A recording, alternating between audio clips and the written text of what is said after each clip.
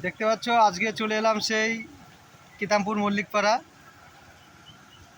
সেই আমাদের সিরাজ নানা লুচি ভাজছে, দেখতে পাচ্ছ খুবই পরিচিত মুখ, কালীনগর বাড়ি।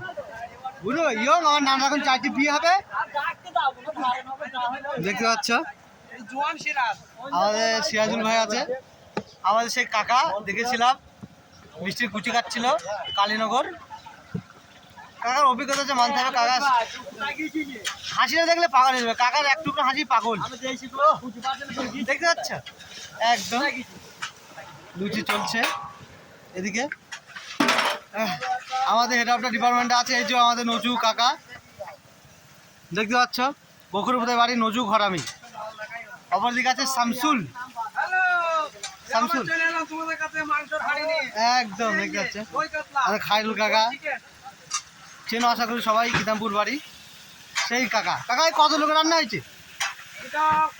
এটা মোটামুটি 1200-1300 লোক খাবে। আর এই মটন তৈরি করা হচ্ছে এখন।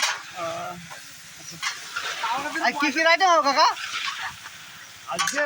হ্যাঁ, এই টক দই দিয়ে চিকেন রান্না হয়েছে। টক দই দিয়ে চিকেন, সেটা জায়গায় যাইছি।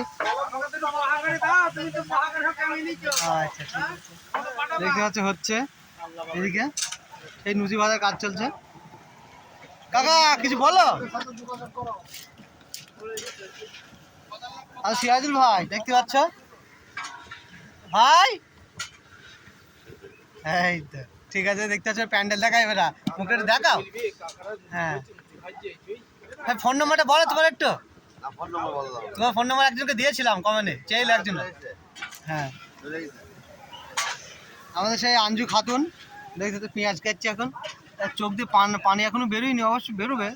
এটা সেই জিনিস কাটলেই চোখে অটোমেটিক পানি চলে আসে। পেঁয়াজ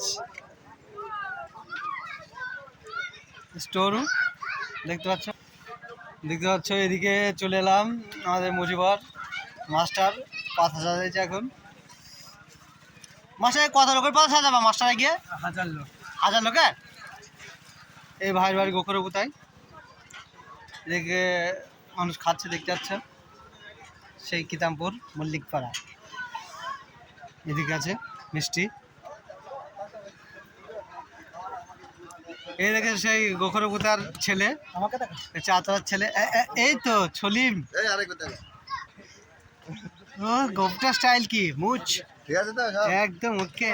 এই 10 দেখি তো দেখি। দেখতে পাচ্ছে মানুষও খাচ্ছে।